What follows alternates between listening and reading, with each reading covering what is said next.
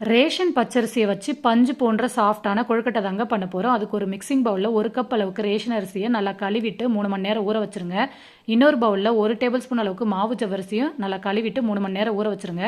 3 மணி நேரத்துக்கு அப்புறம் ஜவ்வரிசி, அரிசி, உப்பு, தேவையான அளவு தண்ணி சேர்த்து ஸ்மூத்தான பேட்டராக அரைச்சி எடுத்து வச்சுக்கோங்க.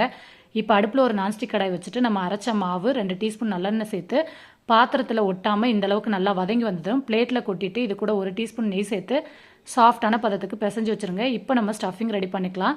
அடுப்பில் ஒரு பேன் வச்சுட்டு 1.5 கப் அளவுக்கு துருவின தேங்காய் துருவல், 3/4 கப் அளவுக்கு பொடிச்ச வெல்லம், 1 டீஸ்பூன் ஏலக்காய் தூள், 1 டீஸ்பூன் நெய் சேர்த்து நல்லா வதக்கி வச்சுருங்க. இப்போ உங்ககிட்ட கொழுக்கட்டை அச்சு எது இருக்கோ அதை வச்சு நீங்கள் எப்பயும் போல் கொழுக்கட்டை ரெடி பண்ணிக்கோங்க. அப்படி அச்சு இல்லைன்னா மீடியம் சைஸ் உருண்டையாக எடுத்து அதை சொப்பு மாதிரி பண்ணிவிட்டு அதுக்குள்ளே ஸ்டஃபிங்கை வச்சு நல்லா க்ளோஸ் பண்ணிவிடுங்க.